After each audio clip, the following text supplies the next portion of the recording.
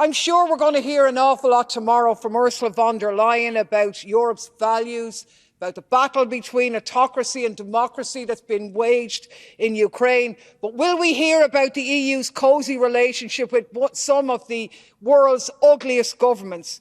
Will we hear about the people starving to death in 𝗟𝗃𝗂𝘁𝗏 thanks to the EU's friends in Azerbaijan?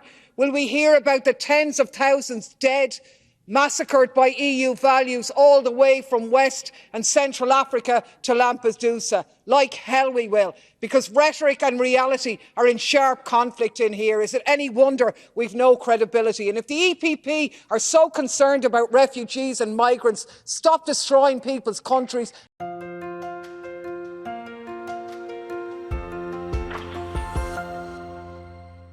Well, welcome back everybody to the Monthly Daily. Since the EU Parliament was on holidays in August, we skip 1 month straight into September 2023, and as you could see from the intro, Claire was fierce and so was Mick Wallace.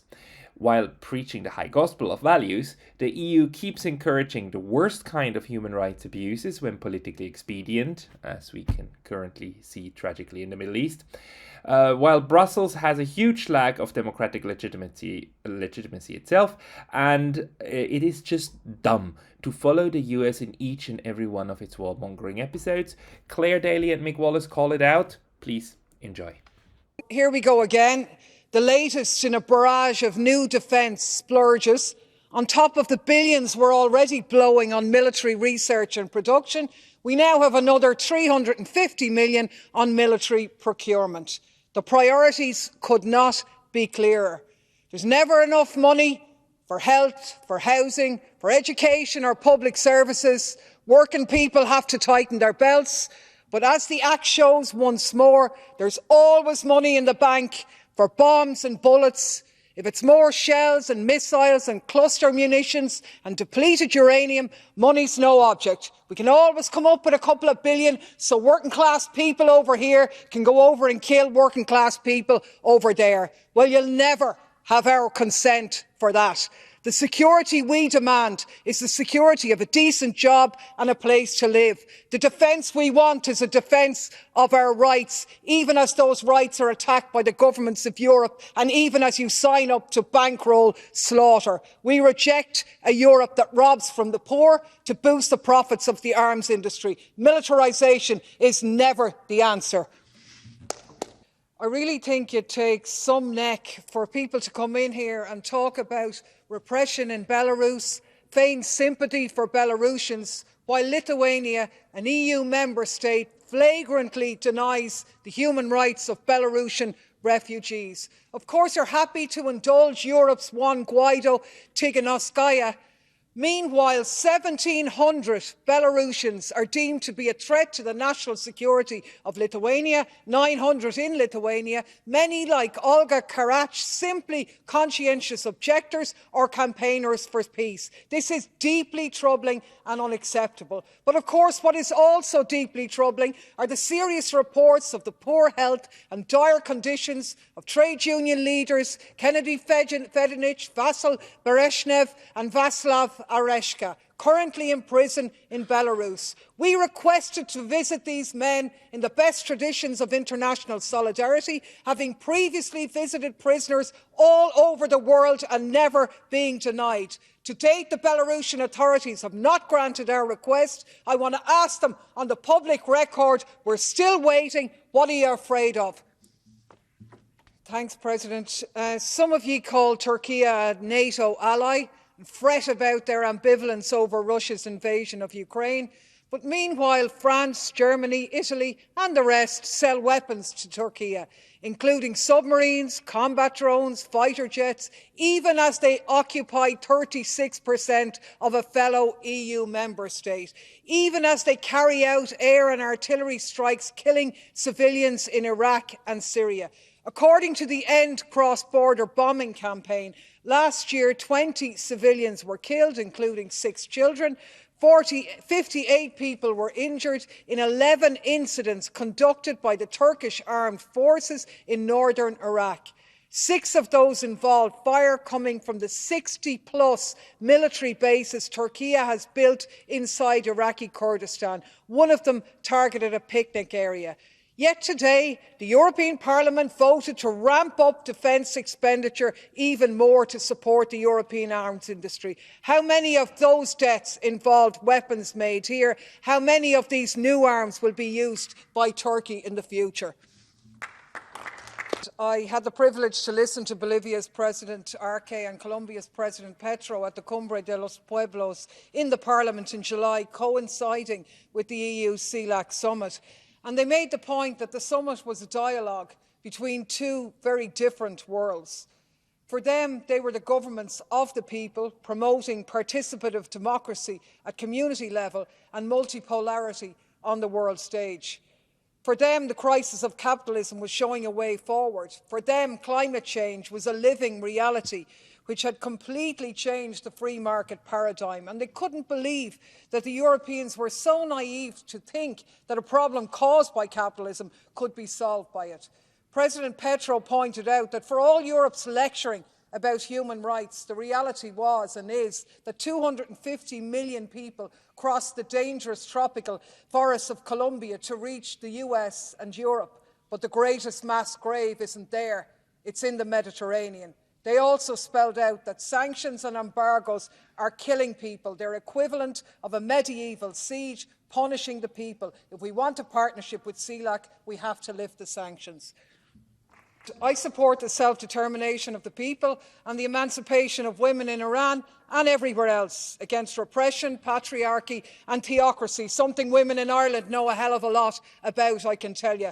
But I'm not a fool enough to think that there will be any help for the people of Iran from a cat's paw parliament in the lair of imperialism in Brussels or in Washington. And we saw that once again in July when a parade of European parliamentarians, including Enda Kenny, Ireland's former Taoiseach, and a gaggle of MEPs, including some who've spoken in this discussion, flocked to the Free Iran World Summit in Paris to rub shoulders with the extreme right in America and support the 10-point plan for overthrowing the government of Iran. An event organised by MEK, an extremist cult accused of intimidating, torturing and murdering members of the Iranian diaspora who sided with Saddam Hussein against the people of Iran, showing yet again that despite all your sloganeering in here about human rights and democracy, European elites are just bandwagoners for regime change. I think if you wanted an example of the absolute hypocrisy, arrogance and do as I say, not as I do attitude of the European Union, this has got to be it. Yet another grubby EU deal with yet another repressive government. a €1 billion promise for Tunisia, that renowned violator of human rights, on condition that it joins Europe's border guards. I'm sure we're going to hear an awful lot tomorrow from Ursula von der Leyen about Europe's values, about the battle between autocracy and democracy that's been waged in Ukraine. But will we hear about the EU's cosy relationship with some of the world's ugliest governments? Will we hear about the people starving to death in Nagorno-Karabakh thanks to the EU's friends in Azerbaijan?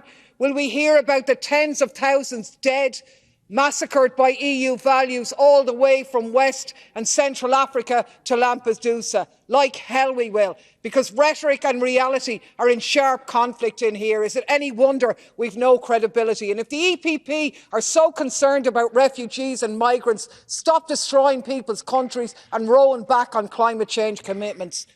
In March, the Parliament condemned President Said's racist discourse and attacks against sub-Saharan migrants, and called on authorities to comply with international law. A few months later, Commission President von der Leyen was signing a deal with Said. Macro financial support, over €100 million in exchange for austerity and stronger border controls. Money for social, political and economic violence. Less than a month later, we saw the reality of the EU deal. In August, 27 bodies were found just near the Tunisian border in Libya. They had been forced across by the Tunisian authorities. They were forced to wander in the desert, no food, no shelter, no water for a long period and died of starvation and dehydration. The EU funds concentration camps and brutal repression from Morocco to Turkey and calls others authoritarian. The EU is turning the Mediterranean Sea and the North African deserts into absolute graveyards, and our leaders still talk endlessly about EU values. I'm very glad to see that this week, on the 50th anniversary of the US-backed coup against Salvador Allende in Chile, that colleagues from across all sides of the House are taking very seriously the fact that there is an attempt by the extreme right to overthrow the democratic election of President-elect Bernardo Arevalo in Guatemala. Outrageous enough that it was that the indigenous people and 𝗟𝗂𝘂𝘁𝗃 were prevented from standing. The election itself was fair and the outcome was clear. And the joint motion, which was finished yesterday, is already out of date because events are moving so fast. Yesterday evening, the reports came in of the prosecutor conducting police raids on the facilities where the election results are stored, opening ballot boxes despite having no authority to do that, violating the chain of custody and the physical evidence of this election. This is an absolute outrage. The losing parties are doing everything they can to annul this election. It is an attempt to derail democracy and deny the will of the Guatemalan people. The EU has to make it absolutely clear that it will not support any attempt to overthrow the legitimately elected government of Guatemala.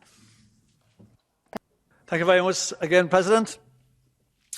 Why are we taking the Cold War logic and injecting it into everything? Each day we have stark reminders that the world is teetering on the brink of no return, of irreversible climate catastrophe. The answer is global cooperation, but instead we're digging down into camps and stoking conflict. The US-China trade war, we are steadily picking a side in. In the endlessly expanding sanctions regime, the war in Ukraine that we're doing nothing to stop, the potential war with China we're doing nothing to prevent. There is no world where this trajectory does not lead to multiple global crises worse than anything humankind has ever seen. The Biden administration keeps repeating that stoking conflict with China and climate action cooperation are compatible. It's absolute nonsense. The tit-for-tat sanctions are getting out of control, and the EU, increasingly acting as a willing puppet of the US, is looking more and more like the collateral damage in the US game of imperialism. I too voted against this file because while there are a lot of general aspirations about making the EU more democratic, they were absolutely cancelled out by the call to get rid of consensus decision-making and to put in place a system of qualified majority voting, which is ruled by the big boys. It is inherently anti-democratic, because you can dress it up all you like, but nothing really in this proposal is going to deal with the fundamental absence of democracy at EU level. How is it democratic that the current EU was roundly rejected in democratic referendums on an EU constitution in 2005, but then repackaged and rammed through by EU elites in the Lisbon Treaty 3 years later? Only Ireland got another referendum, but again, wrong answer, do it all again. That's so-called democracy. Nobody voted for Ursula von der Leyen, yet she's supposedly the head of the EU. Elections or not, the truth is that actual democracy would require a hell of a lot more than is offered in this package. I too voted against it. Giving the big boys more power than they have already is a disaster. The reforms proposed in this report are only scratching at the surface of the problem. Is the EU a democracy? What started as an ideal has, through the decades, been muddied and garbled by right-wing neoliberal reforms and undemocratic treaty change. We have deeply flawed institutions that are unanswerable, opaque and endlessly bureaucratic. And the place is run by lobbyists. We have 705 MEPs, we have about 60,000 lobbyists in Brussels. My God, most of them hired by big industry, trying to influence the decision-making.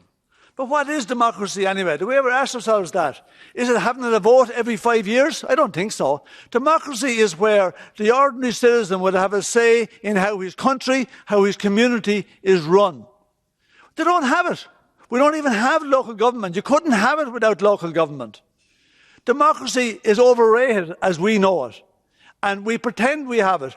But a real good example of that is that today, 80% of the people have made clear in Europe that they want the war in Ukraine to end. They want peace rather than continue to punish Russia. But 80% of the politicians across Europe, they want the war to continue and they want to continue to fuel it. So who represents who?